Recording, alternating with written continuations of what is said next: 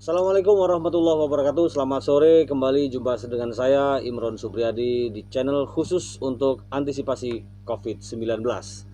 Dan sesuai dengan protokoler kesehatan, memang kita berdua sebagai moderator dan narasumber harus pakai masker. Tetapi kalau saya bicara dengan pakai masker kayaknya agak terganggu. Jadi sementara waktu saya buka dulu supaya kelihatan wajah saya. Yang ganteng. Nanti kita akan tutup kembali. Baik, pemirsa. Di samping saya sudah ada Bung Muhammad Nasir. Muhammad Nasir ini adalah jurnalis Ubah Laku yang khusus melakukan liputan terhadap COVID-19. Ada beasiswa fellowship ya? Ya. Fellowship khusus untuk liputan COVID-19. Baik, pemirsa, Bung Nasir, kita akan ngobrol-ngobrol tentang COVID-19 dalam perspektif jurnalis ya. Secara umum dari jurnalis sendiri bagaimana sih tentang upaya antisipasi COVID-19 yang sudah diupayakan oleh teman-teman di jurnalis atau juga di beberapa lembaga? Ya, baiklah, terima kasih. Jadi memang selama masa pandemi ini tugas jurnalis itu memang harus tetap dilaksanakan, ya kan? Jadi memang liputan itu tetap dibutuhkan oleh masyarakat. Di masa perang pun wartawan harus tetap meliput. Ketika terjadi bencana pun wartawan tetap harus meliput, tidak ada liburnya kan.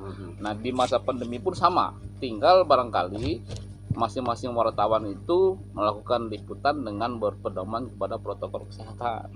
Salah satunya gimana misalnya? Di antaranya misalnya ya yang standar lah, kalau protokol itu saya rasa sama di semua bidang kehidupan sama. Pertama, mencuci tangan, menggunakan masker, dan menjaga jarak dengan narasumber. Jadi kalau misalnya menjaga jarak, teknis untuk menjaga jarak di lapangan gimana Bung Nasir? Ya, barangkali kalau wawancara ya 1 meter misalnya kan.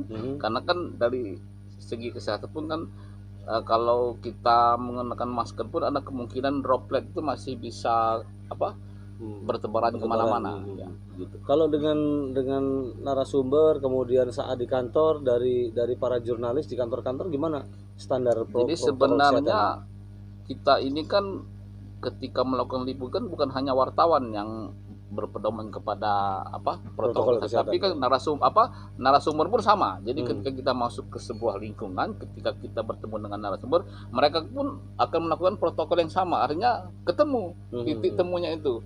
Wartawan berpedoman kepada protokol kesehatan, narasumber juga begitu. Kalau di dalam fellowship Ubah Laku ini sebenarnya fokusnya apa sebenarnya yang akan menjadi tema liputan? Ubah Laku ini liputan itu adalah bagaimana sebenarnya pemberitaan itu diharapkan bisa memberikan edukasi, ya kan, pembelajaran, pemahaman kepada masyarakat, sehingga bukan hanya wartawan yang berpedoman kepada protokol kesehatan, tapi juga masyarakat menyadari bahwa protokol kesehatan itu penting bukan untuk orang lain, tetapi justru penting untuk dirinya sendiri. Itu yang harus selalu disampaikan, dan pemberitaan itu mengarahkan itu. Artinya ketika pandemi terjadi, kita tidak bisa menghindari, tetapi kita bisa menghindari diri kita tidak terkena atau menjadi penderita COVID-19. Kira-kira begitu. Kalau menurut Bung Nasir, seberapa penting sebenarnya ada semacam beasiswa Ubah Laku, sehingga ini memang berapa kuat bisa mendorong proses edukasi masyarakat supaya dia mau untuk ikut mengantisipasi COVID-19? Jadi kan pemberitaan itu kan memiliki dampak yang luas ya. Jadi sebuah informasi itu ketika dia tidak menjadi sesuatu yang dipublikasikan secara luas, barangkali dia hanya bisa menyebar di wilayah yang terbatas. Tetapi ketika dia dimuat di media, tentunya kan informasi itu akan tersebar dan opini yang terbentuk juga akan ikut tersebar. Apalagi media yang terlibat kan bukan hanya cetak, bukan hanya online, daring, tapi juga media elektronik. Sehingga diharapkan nanti, kalau tidak salah itu se-Indonesia terdapat 4.000 lebih wartawan yang akan terlibat dalam Ubah Laku ini.